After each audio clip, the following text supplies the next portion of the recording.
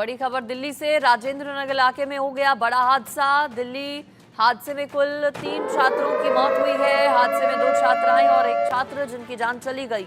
IAS coaching centre के basement में पानी भर गया था, जिस वजह से यह हादसा हुआ। कोचिंग के बेसमेंट में बारिश का पानी भर गया। हादसे को लेकर केस दर्ज कर लिया गया है पुलिस की ओर से। 2 लोगों को हिरासत में लिया गया है। कोचिंग के बेसमेंट में अचानक एकाएक पानी भर गया।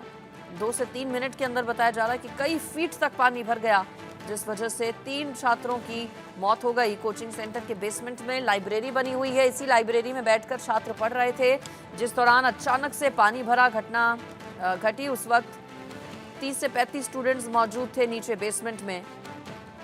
कुछ ने वक्त रहते बाहर निकलकर अपनी जान बचा ली, कुछ का रेस्क्यू कर लिया गया, लेकिन 3 छात्र बच नहीं पाए। 3 छात्रों के शव बरामद किए गए हैं। मरने वालों में 2 छात्राएं हैं, 1 छात्र है।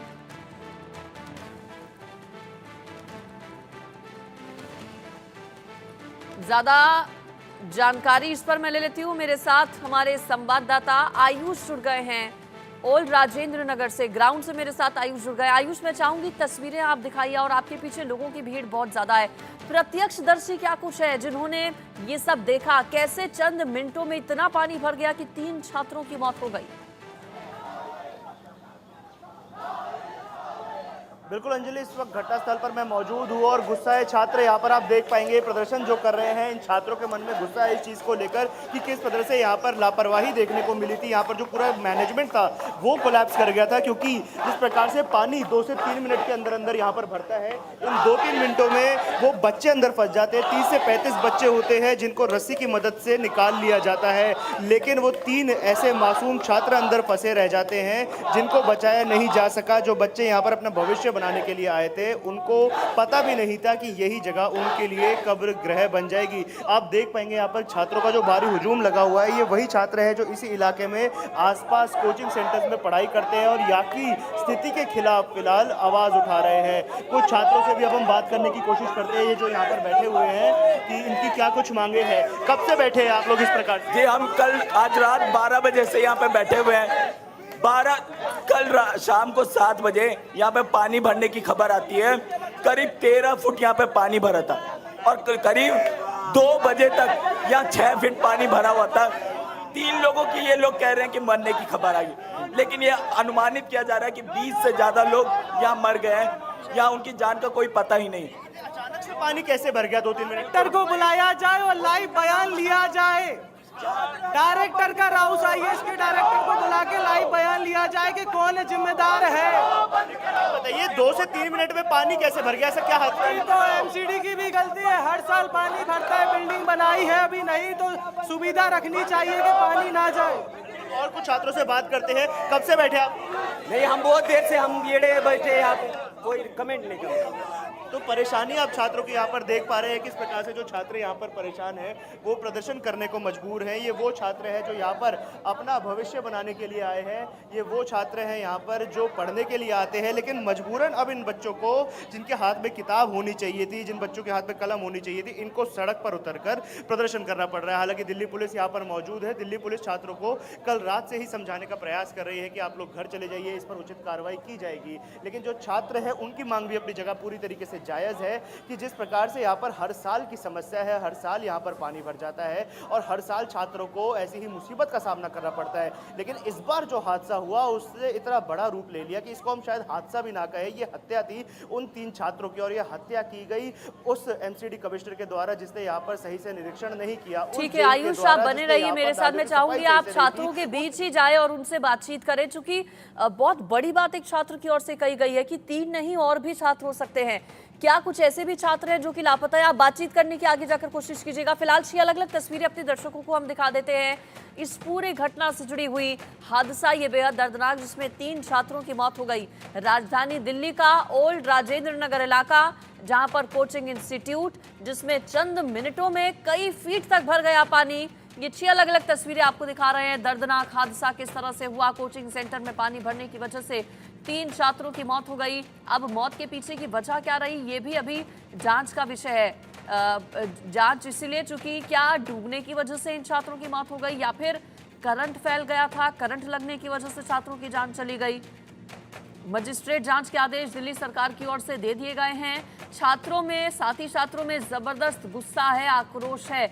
आरोप लगाए जा रहे हैं कि 3 ही छात्र नहीं बल्कि ये संख्या बड़ी है और कई छात्र मौजूद थे। चूंकि बेसमेंट में लाइब्रेरी बनी हुई थी इस कोचिंग इंस्टीट्यूट में और उस लाइब्रेरी में उस दौरान कई बच्चे पढ़ रहे थे। सियासत भी देखिए इस पर जबरदस्त हो रही है। आम आदमी पार्टी ये कह रही है कि 15 साल तक एमसीडी में बीजेपी थी, क्यों कदम नहीं उठाया गया था उस वक्त, व्यवस्थाएं इस तरह की क्यों नहीं की गई थी, जबकि बीजेपी की ओर से इस पूरे हादसे के लिए जिम्मेदार आम आदमी पार्टी को ठहराया जा रहा है। बीजेपी ये कह रही है कि ये हादसा नहीं बल्कि हत्या है और इस हत्या की जिम्मेदार आम आदमी पार्टी है, दिल्ली सरकार है। आयुष मेरे साथ ग्राउंड जीरो से बने हुए हैं। आयुष, आप छात्रों से बातचीत कर रहे थे, गुस्सा और जबरदस्त आक्रोश है। पुलिस को भी हमने तस्वीरों में देखा, समझाइश के प्रयास हो रहे हैं। आज सुबह से अभी तक कोई जिम्मेदार पहुंचा है क्या मौके पर?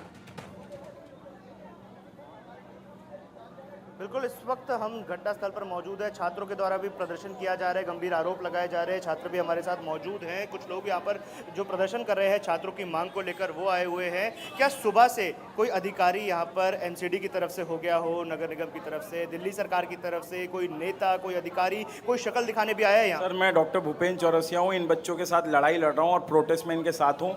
सुबह से एमसीडी का कोई भी ऑफिशियल नहीं आया है अभी तक। आतिशी जी जो हैं वो सिर्फ ट्विटर पे बैठ के जो है लेख लिख रही हैं कि जिन लोगों ने भी गलत किया और उन पे कार्रवाई होगी और मजिस्ट्रेट जांच होगी। तो सबसे पहले आप समझिए, दुर्गेश पाठक को स्थानीय रहवासियों ने पहली एक एप्लीकेशन दी थी कि वाटर लॉगिंग की प्रॉब्लम कॉमन है, बट उस पर कोई एक्शन नहीं लिया गया। ऑनर जो है, ऑनर भगा हुआ है, उसको अभी तक नहीं पकड़ा गया है। और दिल्ली सरकार की मंत्री, आप समझिए 4 दिन पहले ऐसा ही हादसा पटेल नगर में हुआ। नीलेश अपनी जान से हाथ धो बैठा, एक गड्ढे को बचाने के लिए उसने जो है लोहे का गेट पकड़ा और करंट से मर गया। तो आप समझिए ये सिस्टम का फेलुअर है। क्या ये बच्चे आईएएस आईपीएस बनने वाले थे, ये सिस्टम को चेंज करना चाहते थे। 3 मासूमों की जान गई है। सर बताइए, आतिशी जी मैं आपसे पूछूंगा, इनकी मौत का जिम्मेदार कौन है? एमसीडी एनओसी दे रही है, पैसा ले रही है, बेसमेंट में लाइब्रेरी चलाना बिल्कुल इलीगल है और उसमें भी अगर सिंगल एग्जिट हो तो आप नहीं चला सकते। कम से कम 30 से 35 बच्चे थे। और सर मैं यहाँ पे कल रात 9 बजे से हूँ, 20 से 25 मिनट की बारिश में 14 से 15 फीट पानी भर गया। नॉर्मल एक इंडिया में जो हाइट होती है लोगों की वो 5.5 फीट से 6 फीट होती है।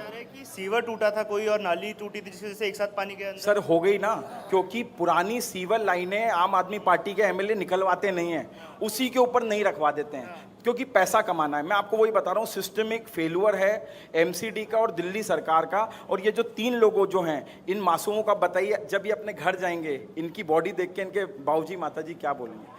उनने एक हसरत रह के भेजा था और अब बताइए एक शव में आ रहे हैं। कहीं ना कहीं उन बच्चों में भी ये चाहत थी, उन बच्चों का भी मन था कि आईएएस बनेंगे, अधिकारी बनेंगे और सिस्टम को बदलेंगे। और ये जो राजेंद्र नगर का इलाका है, यहाँ कई सालों से कोचिंग सेंटर्स चल रहे हैं और ऐसे ही कई कोचिंग सेंटर्स यहाँ पर मौजूद है जहाँ से पढ़ लिख कर जो छात्र हैं वो अधिकारी बनते हैं, वो अफसर बनते हैं। लेकिन वो शायद अफसर बनने के बाद ये भूल जाते हैं, अधिकारी बनने के बाद ये भूल जाते हैं कि जिस स्थिति से वो निकले हैं वहाँ पर और भी बच्चे अभी भी हैं और उसको भी ठीक करने की यहाँ पर ज़रूरत है। एक और व्यक्ति हमारे साथ मौजूद है, उनसे बात करें। क्या नाम है आपका? मेरा नाम उमर सिंह है और मेरा यहाँ से 100 मीटर घर सामने वाला है, बत्ती पे रेड लाइट पे घर है। ये लोकल है, पड़ोसी है यहाँ? एकदम बिल्कुल, मैंने 100 मीटर भी बहुत ज़्यादा बोले, 50 मीटर रोड पार ही मेरा घर।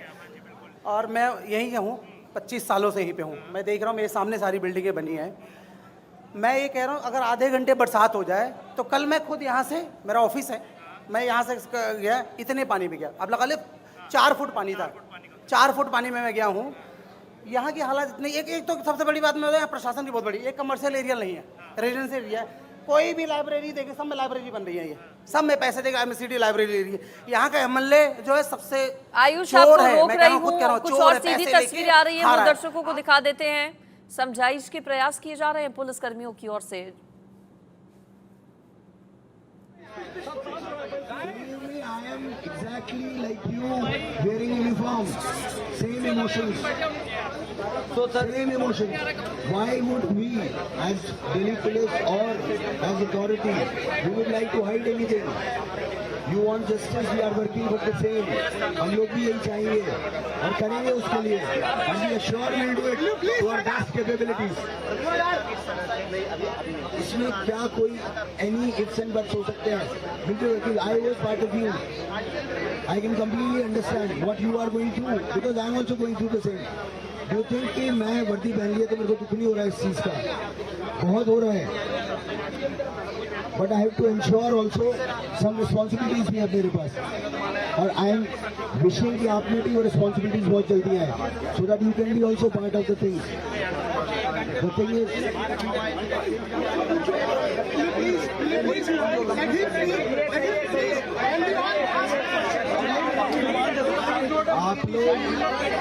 आप लोग अगर सुने समझे, तो पहला तो फिगर्स क्लैरिटी में कर रहा हूँ, इसके अलावा 11 लोग रेस्क्यू हुए थे जो एकदम प्रॉपर थे, उनको कोई मेडिकल की रिक्वायरमेंट्स नहीं थी।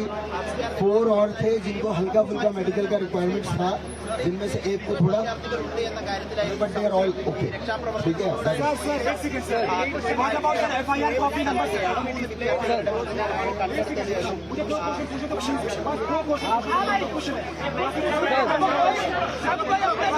Sir, we have certain questions regarding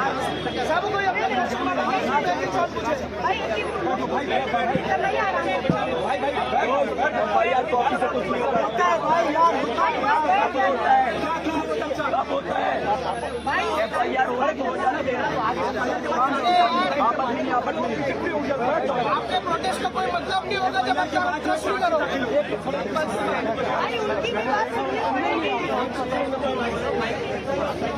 आप में लड़ना बंद करो। एक चीज